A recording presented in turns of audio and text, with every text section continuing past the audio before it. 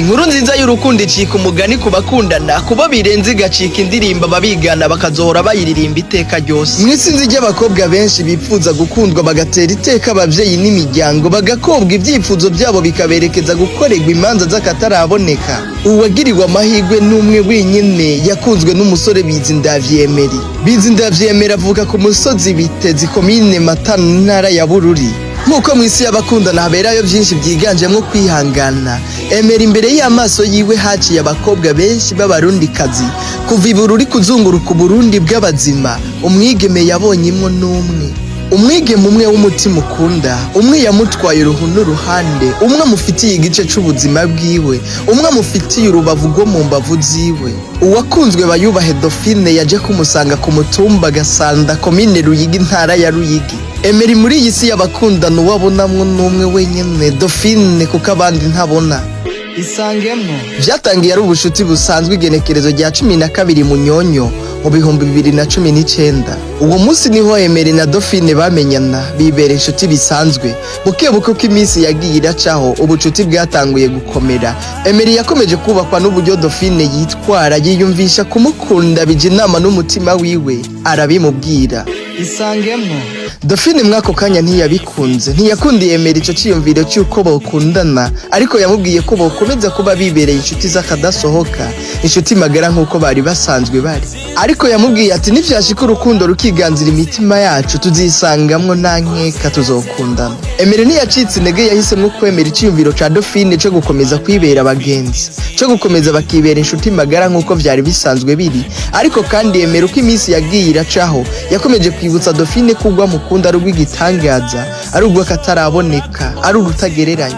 Isangemo imyaka ntimenyeye guhuza abakundana ikavangura urukundo n'ubugenzi. Uko imyaka yaciyeho ubushuti bwa Emery&Daufine bwarakomeye bugira inkomezi zirengeye ubushuti.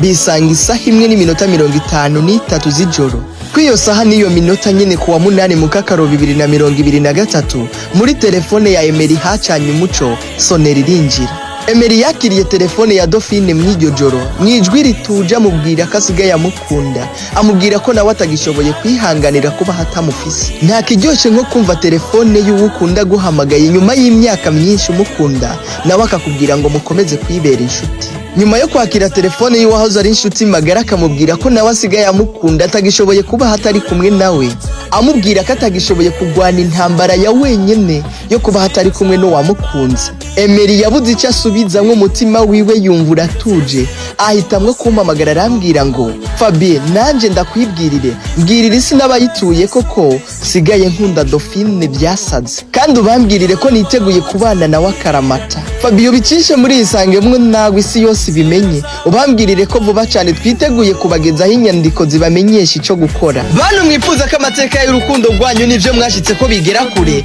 mukifuza mbere ko nayisangemwo nawe yivanga mu bintu byanyu kugira ngo byamamare bigere kure ndetse binigishe benshi, duhamagare tubibafashemwo kuri 61 81 19 69. Ubwumvikane bwacu n'ibiciro byacu ntibivuna, kandi wibuke ko atayisangemwo nawe atamateka.